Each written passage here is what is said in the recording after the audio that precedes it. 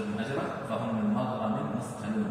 അങ്ങനെ താങ്കൾ കൂലി ചോദിക്കുക വഴി ആ കൂലി കൊടുക്കാൻ പറ്റാത്ത വിധത്തിൽ മഗ്റം എന്ന ബാധ്യത, മുസ്ഖൽ എന്ന ബുദ്ധിമുട്ടുന്ന ആൾ, ഭാരം വഹിക്കുന്നയാളാണ്. നബി വലിയ വല്ല തുകയും പ്രതിഫലം ചോദിച്ചിട്ട് ദീനിൽ പ്രവേശിക്കണമെങ്കിൽ നബിസ്വല്ലല്ലാഹു എന്തെങ്കിലും കൊടുക്കണം എന്ന് പറഞ്ഞ് അതിന്റെ പേരിൽ ആ ബാധ്യത സഹിക്കാൻ പറ്റാത്ത ബുദ്ധിമുട്ടുകൊണ്ടാണ് നിങ്ങൾ ദീൻ സ്വീകരിക്കാൻ, ഇസ്ലാമിൽ പ്രവേശിക്കാൻ പഠിക്കുന്നത്. നബി സല്ലല്ലാഹു അലൈഹി വസല്ലമയെ കുറിച്ച് നമുക്കറിയാം. യാതൊരു പ്രതിഫലവും വാങ്ങാത്ത, തൻ്റെ ദഅവത്ത് കൊണ്ട്, തൻ്റെ അധ്യാപനം കൊണ്ട്, ദീൻ പഠിപ്പിക്കുന്നത് കൊണ്ട്, അല്ലാഹുവിന്റെ മാർഗ്ഗത്തിലേക്ക് ക്ഷണിക്കുന്നത് കൊണ്ട് യാതൊരു ഭൗതിക നേട്ടവും ആഗ്രഹിക്കാത്തയാളാണ് റസൂലുള്ളാഹി സ്വല്ലല്ലാഹു അലൈഹി വസല്ലം. എന്ന് മാത്രമല്ല നബിമാരെല്ലാവരും അങ്ങനെയാണ്. നമുക്കറിയാവുന്നതാണ്. ഇന്ന അജ്രിയ ഇല്ലാ അലാ റബ്ബിൽ ആലമീൻ എന്ന എല്ലാ അമ്പിയാക്കളും പറഞ്ഞിട്ടുള്ളത്. മുഹമ്മദ് സ്വല്ലല്ലാഹു അലൈഹി വസല്ലം പ്രത്യേകം കാര്യം അവരോട് പറഞ്ഞിട്ടുള്ളതാണ്, അവർക്കറിയുന്നതാണ്. വിശുദ്ധ ഖുർആൻ പല സ്ഥലത്തും കാണാം. ഖുൽ മാ അസ്അലുക്കും അലൈഹി മിൻ അജ്രിൻ വമാ അന മിനൽ മുതകല്ലിഫീൻ ഇൻ ഹുവ ഇല്ലാ ദിക്റുൻ ലിൽ ആലമീൻ. അതുപോലെ വമാ തസ്അലുഹും അലൈഹി മിൻ അജ്ർ, അല്ലാഹു തആല പ്രത്യേകം അത് എടുത്തു പറഞ്ഞിരിക്കുകയാണ്. താങ്കൾ അവരോടൊന്നും ചോദിക്കുന്നില്ല. ഇൻ ഹുവ ഇല്ലാ ദിക്റുൻ ലിൽ ആലമീൻ, ഇത് ഉത്ബോധനം മാത്രമാണ്, കച്ചവടമല്ല, ലാഭം ഉണ്ടാക്കാനുള്ള.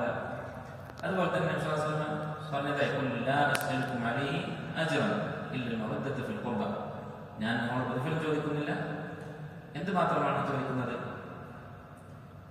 അൽ മവദ്ദതു ഫിൽ ഖുർബ, എന്താണ് അർത്ഥം? കുടുംബബന്ധത്തിന്റെ പേരിലുള്ള സ്നേഹം. അപ്പോൾ പ്രതിഫലം ഒന്നും ചോദിക്കുന്നില്ല എന്ന് പറഞ്ഞു. ഇല്ല, കുടുംബബന്ധത്തിന്റെ പേരിലുള്ള സ്നേഹം, കുടുംബബന്ധത്തിന്റെ പേരിലുള്ള സ്നേഹം ഒഴികെ. അപ്പോൾ കുടുംബബന്ധത്തിന്റെ പേരിൽ എന്തിനാണ് കുഴപ്പമില്ല നാം അല്ല, കുടുംബബന്ധത്തിന്റെ പേരിൽ നിങ്ങൾ എന്നെ ഉപദ്രവിക്കാതിരിക്കുക, അത്രയാണ് ഉദ്ദേശിക്കുന്നത്. എന്നാലും ഒരു ചോദ്യത്തിന് അവിടെ സാധ്യത ഒന്നും ചോദിക്കുന്നില്ല എന്ന് പറഞ്ഞിട്ട് പക്ഷെ ഇത് ചോദിക്കുന്നുണ്ട് എന്ന് പറഞ്ഞു. ഒന്നും ചോദിക്കുന്നില്ല എന്ന് പല സ്ഥലങ്ങളിൽ പറഞ്ഞിട്ടുണ്ട്. ഒന്നും ഞാൻ നിങ്ങളോട് ചോദിക്കുന്നില്ല എന്ന് പറഞ്ഞിട്ടുണ്ട്. പിന്നെ എന്താണ് ഇക്കാര്യം പറഞ്ഞത്? അപ്പോ ഒന്നും ചോദിക്കുന്നില്ല എന്താണ് ഉദ്ദേശിക്കുന്നത്? സമ്പത്താണ്. അതുപോലെ തന്നെ ഭൗതികമായ നേട്ടങ്ങൾ. ഇവിടെ ഉദ്ദേശിക്കുന്നത് കഫുൽ അദ, അവരുടെ ഉപദ്രവ നിർത്തിയാണ്. ഒരു ന്യൂട്രലായി നിന്നാൽ മതി. കുടുംബബന്ധത്തിന്റെ പേരിൽ, കുടുംബബന്ധത്തിന്റെ പേരിൽ ഒന്നും കൊണ്ടും തരണ്ട. ഞാൻ മക്കയിലെ നബി സല്ലല്ലാഹു അലൈഹി വസല്ലമയുടെ ഏറ്റവും വലിയ ശത്രുക്കൾ അദ്ദേഹത്തിന്റെ ഏറ്റവും അടുത്ത കുടുംബക്കാരെ കൊടുത്തത്. അപ്പൊ അവിടെ ആ ഉപദ്രവം അത് കുടുംബബന്ധത്തെ ഓർത്ത് നിർത്തിവെക്കുക എന്നുള്ളത് മാന്യതയാണ്. അതെങ്കിൽ ചെയ്തിരുന്നെങ്കിൽ എന്നെ ഉദ്ദേശിക്കുന്നു.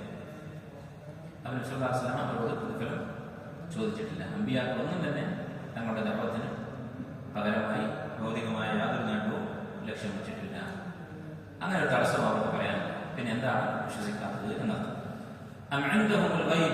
ഇനി അതല്ല, അവരുടെ അടുക്കൽ ഗൈബ് ഉണ്ടോ, അദൃശ്യജ്ഞാനമുണ്ടോ? അങ്ങനെ അവർക്ക് ആവശ്യമുള്ളതൊക്കെ എഴുതിയെടുക്കാൻ പാകത്തിൽ, അഥവാ തങ്ങൾക്ക് പരലോകത്ത് ശിക്ഷയില്ലായിരുന്നോ, അല്ലെങ്കിൽ എങ്ങനെ ജീവിച്ചാലും അല്ലാഹുവിന്റെ അടുക്കൽ അവർക്ക് സ്ഥാനം ഉണ്ടാകുമെന്നോ, സ്വർഗ്ഗത്തിൽ പ്രവേശിക്കുമെന്നോ, ഇങ്ങനെയൊക്കെ അദൃശ്യമായ വഴിയിലൂടെ അവർക്ക് മനസ്സിലാക്കാൻ പാകത്തിൽ എന്തെങ്കിലും എൽമ അവർക്ക് കിട്ടിയിട്ടുണ്ടോ? വഹി പ്രത്യേകമായിട്ട് അവർക്ക് എന്തെങ്കിലും കിട്ടിയിട്ടുണ്ടോ? ഇതൊക്കെ ഇതിന്റെയൊക്കെ ഉദ്ദേശം എന്താണ്? അവരെ ആക്ഷേപിക്കാൻ, അവർക്ക് വിശ്വസിക്കാതിരിക്കാൻ യാതൊരു ന്യായവുമില്ല എന്നാണ് അർത്ഥം.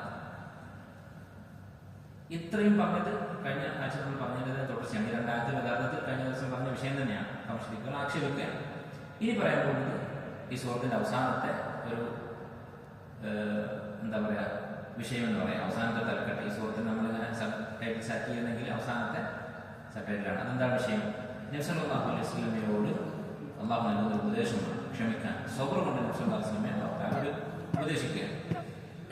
അപ്പോൾ ഇത് വളരെ പ്രസക്തമായ, വളരെ യോജിച്ച ഒരു ഉപസംഹാരമാണ്. സൂറത്തിന്റെ അവസാനത്തിൽ ഈ ഒരു വിഷയം പറഞ്ഞത് വളരെ പ്രസക്തമാണ്. വിശുദ്ധ ഖുർആൻ അങ്ങനെ നോക്കുമ്പോൾ കുറെ ആയത്തിൽ ഇങ്ങനെ പിന്നെ പരസ്പര ബന്ധമുണ്ടോ ഇല്ലയെന്ന് നമുക്കറിയാത്ത വിധത്തിൽ കിടക്കുന്നതാണ് കാണുന്നത്. പക്ഷെ യഥാർത്ഥത്തിൽ ഓരോ സൂറത്തും അത് ഒരു ആമുഖവും അതിനുശേഷം പല വിഷയങ്ങളും പരസ്പര ബന്ധനമായ പ്രസക്തമായ ഒരു ക്രമത്തിൽ ഒന്ന് കഴിഞ്ഞ് അടുത്തതായി കടന്നു വന്നുകൊണ്ടിരിക്കുന്ന വിഷയങ്ങളും അതിനുശേഷം ഒരു ഉപസംഹാരവും ഒക്കെയുള്ള ഓരോ യൂണിറ്റുകളാണ് ഓരോ സുഹൃത്തും. ഇവിടെ ഈ സുഹൃത്തിന്റെ അവസാനം